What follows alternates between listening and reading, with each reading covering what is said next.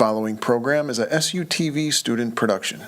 The views expressed are not necessarily those of Salisbury University, the University System of Maryland, its regents, administration, officers, employees, or representatives. Coming up on the broadcast tonight, Aaron Cahill looks into commuter connections and their meeting about the benefits of graduate school and how Salisbury University can help students plan ahead.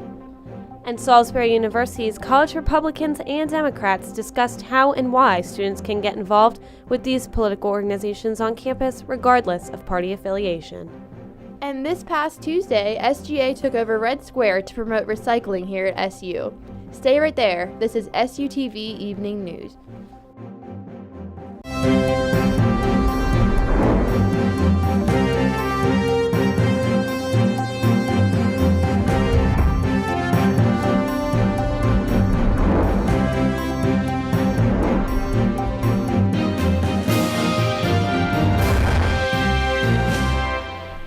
Good evening, Salisbury University. Welcome to SUTV Evening News this Thursday, April 24th. I'm Sarah Gisriel. And I'm Sarah Wood. We begin tonight's broadcast with information on what students, faculty, and others have done this week in honor of Earth Week. Recycle Madness took over Red Square this past Tuesday as students and clubs came out to show their support and to recycle. Students brought a variety of recyclables including aluminum cans, glass bottles, plastic, cardboard, paper, tins, and the top 3 RSOs from their club won prizes. We met up with the SGA Vice President for Sustainability to talk about the event and what it hopes to promote every year here at SU. Recycle Madness is an event we do every semester. It's a competition amongst RSOs to see who can recycle the most. It promotes sustainability in a number of ways. Actually, of course, through recycling, every bit we recycle saves energy, saves resources, and also supports the President's Climate Action Plan, with reducing CO2 emissions and other things through recyclables. And tomorrow, Earth Week events continue with the celebration of the first anniversary of the Maryland Offshore Wind Energy Act in Purdue Hall Auditorium. Unity and Love Week kicked off on Tuesday with their open mic night at Breakfast Bomb that encouraged students to come and nurture their creative freedoms. Unity and Love Week is a celebration of positivity in the campus community sponsored by some of Salisbury's largest RSOs. The week continued today with the Unity and Love Fair that featured cotton candy, caricature artists, photo booths, and inflatables. The week will conclude tomorrow with a worship experience entitled The Jessamine Experience in Devil Bis 123 at 7 p.m. The purpose of Unity and Love Week is to offer more tangible routes for students to become more familiar with their spirituality. The events are sponsored by Salisbury Christians RSOs. And the groundbreaking celebration for the Patricia R. Guerrieri Academic Commons took place earlier today at 1 p.m. when members of the university, community, and state gathered to express their excitement for the future addition to the campus. It is set to be 2,224.71 square feet and is set to be completed in 2016. Refreshments were available for attendees and students attended as well to partake in the ceremonial dig. We caught up with the president of the university, Janet Dudley Eschbach, about what we can expect out of the new building. I like maintaining some tradition as we move forward with somewhat more modern buildings. And so we've preserved Red Square as kind of a student gathering place.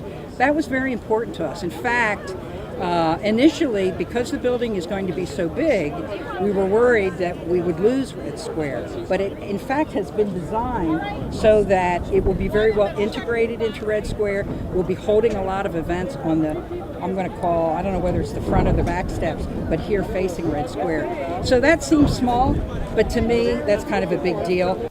And the SU Dance Company, directed by Mary Norton, hosts its annual spring concert today through Sunday in Holloway Hall Auditorium. Curtain is at 8 p.m. Thursday through Saturday and 2 p.m. on Sunday. And beginning yesterday, the Wayne Street Garage pay stations will temporarily not accept credit cards as payment. Cash and coins are the acceptable form of payment at this time, as they expect the pay machines will be completely operational before the start of the fall semester.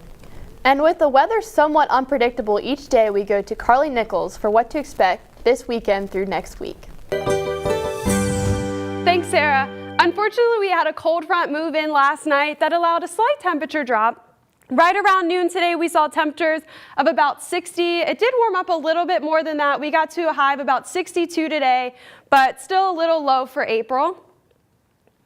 You can see this nice strong band of clouds that are forming over the Midwest right now. These clouds are associated with a cold front that's going to slowly make its way onto the eastern shore in the next 36 hours.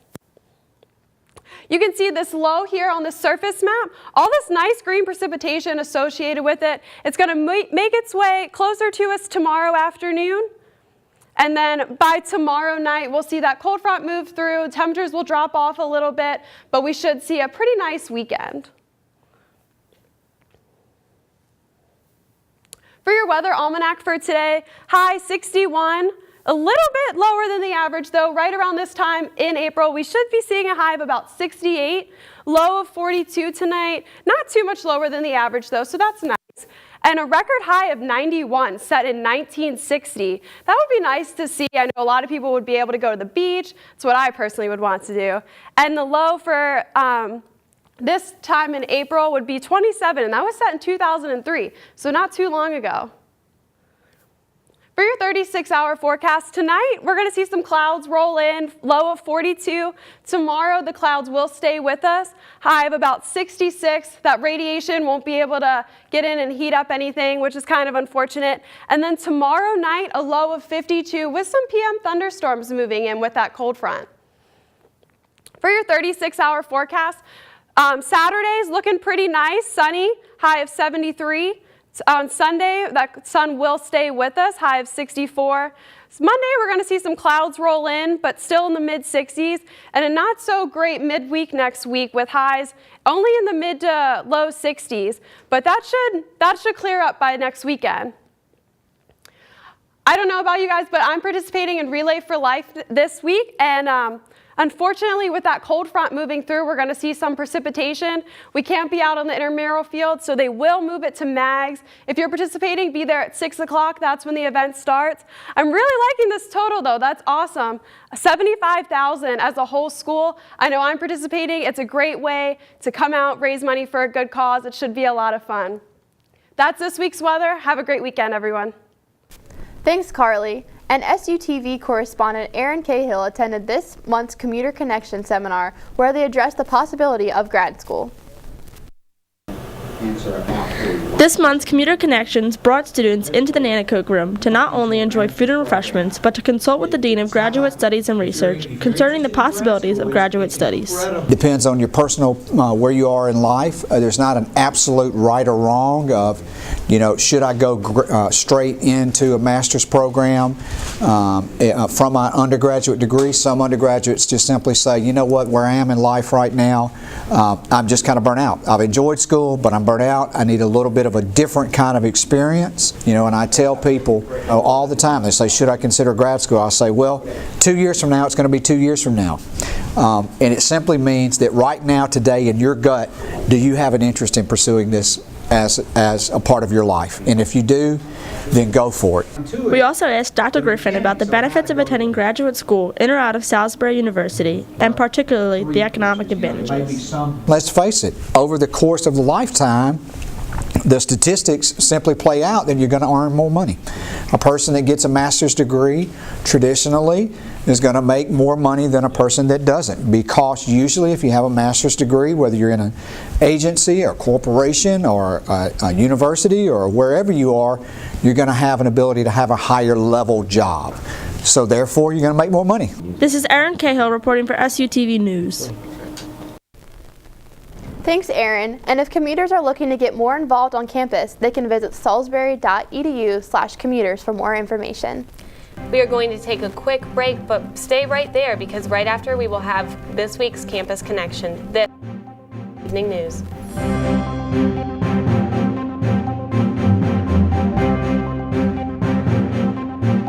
Welcome back. Now we go to Sarah Thompson with Campus Connection. Sarah?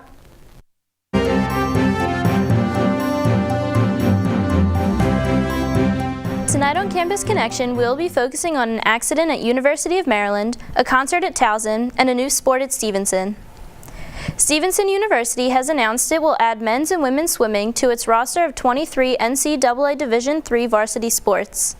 The team is expected to begin competition in October 2014.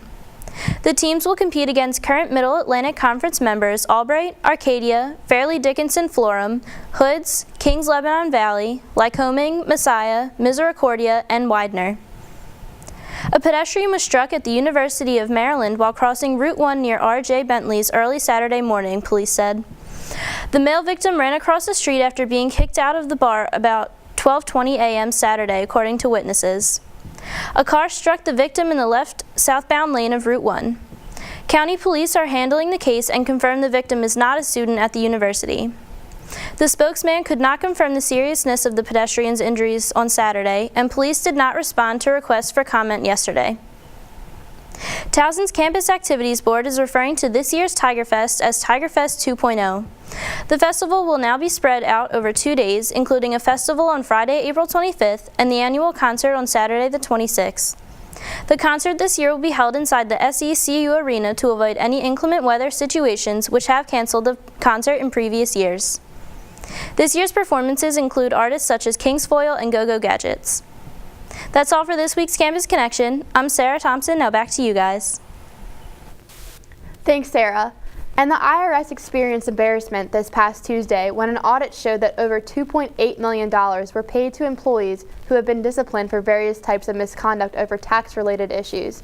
According to a report by the Treasury Inspector General for Tax Administration, some of these offenses included late payments, underreporting of income, and the willful underestimate of tax liabilities. The report suggested that the IRS should change their policy to consider their employees' tax conduct when issuing bonuses. The IRS complied and responded by saying, "We strive to protect the integrity of the tax system, and we recognize the need for proper personnel policies." And at least 40 U.S. veterans died waiting for appointments at the Phoenix Veterans Affairs healthcare system. According to a recently retired Veterans Affairs doctor and the other sources, the Veterans Affairs managers in Phoenix designed a scheme with a secret list trying to hide that 1,400 to 1,606 veterans had to wait months to see a doctor. The information about when the veterans started actually waiting for the doctor would be destroyed. The Phoenix Veterans Affairs secret waiting list has now grabbed the attention of the U.S. House Veterans Affairs Committee in Washington, as well as Congress has now ordered that all secret or non-secret records in Phoenix be preserved. The House Bill 60, or the Safe Carry Protection Act of 2014, was signed into law by Georgia Governor Nathan Deal this past Wednesday. A provision of the bill will allow Georgia residents with concealed carry permits to take their guns into churches, bars, and school zones. Advocates of gun control have called the bill extreme in action. Governor Deal said that the new law will protect the constitutional right of Georgians who have gone through a background check to legally obtain a Georgia weapons carry license. Anyone who brings a gun in an establishment that bans guns will pay a fine up to $100. The bill passed by a 112 to 58 vote in the House and a 37 to 18 tally in the Senate. The bill will go into effect on July 1st. And with many clubs and organizations here around campus, it is easy to overlook some. We spoke with the college Republicans and Democrats about how and why students could get involved with such political organizations on a collegiate level. In today's world, we're definitely at a war of ideas, and we need to root our policy in intellectual honesty. They really should care, and one day they will realize that these issues do affect them. When you're in college, to make some effort, and it does take personal effort to become at least an informed voter and pay some attention to local events and state events and national events. The bigger problem is a lot of people don't even know, even same thing with college politics, a lot of people don't know we exist. Because when we were at pretty much peak, the meetings were at pretty much peak attendance earlier in the semester. It's important for every student to at least look into the issues, and maybe if they're not going to decide Republican or Democrat, that they actually care, because it's our future and it's our democratic voice. It's really important to get involved regardless of political party, political affiliation, how you feel, just to know current issues and know what's going on and just be a good member of society. To see a lot of people interested in politics, but doing this, and even on top of that, people being politicians, it's just been really cool. Come and learn, not so much, you don't have to necessarily affiliate yourself with a Republican or a Democrat if you don't know yet. Just come and learn about the issues and learn about what's going on in the country. That's really important. And for the 2014 spring semester, both the college Republicans and Democrats meet at 8 p.m. in the Fireside Lounge, as anyone is welcome to attend. And Eli Maudlin sat down with gubernatorial candidate Larry Hogan on Saturday, April 12th to discuss some of his plans if elected governor. You know, I'm a small business guy. I've never held elective office. I've been involved for a long time in a lot of issues. I care about what's going on in the state, but I'm a lifelong Marylander who really is fed up with politics as usual in Annapolis. And I feel that the state is way off track and headed in the wrong direction, and that we need a dramatic change of direction in Annapolis, and that's why I've decided to run. And gubernatorial candidate Ron George was also here for an interview with Eli Maudlin earlier, so students interested should look out for that within the next week or two. And now we go to Jamie Potter with what's new in the Flyer. This is Jamie Potter with another edition of This Week in the Flyer. Olivia Clark's front page article titled Comic-Con Event Kicks Off Third Friday Summer Season writes how this free art and entertainment event in downtown Salisbury showcased all things comics and heroes. Clark writes how this theme brought record-breaking vendor RSVPs and the best band lineup yet. To hear more about this summer premiere, pick up this week's Flyer. Shannon Wiley's front page article, as well as Chris Krause's editorial and the Overheard piece, all gave local opinions on Maryland's decision to raise the minimum wage to $10.10. All three pieces combined show excitement for a higher income to live on, but fear of inflation and business cuts. Stephen Seneme writes about the need for those in office to be more connected with the common American in his editorial titled, U.S. Politicians Need the Cusco Treatment. Seneme relates real-life politics to the popular Disney movie The Emperor's New Groove. Michael Fitzgerald writes about a bold topic in his article titled Intellectual Honesty versus Religion. Fitzgerald challenges readers to ask themselves, why is religion immunized from any rational inquiry?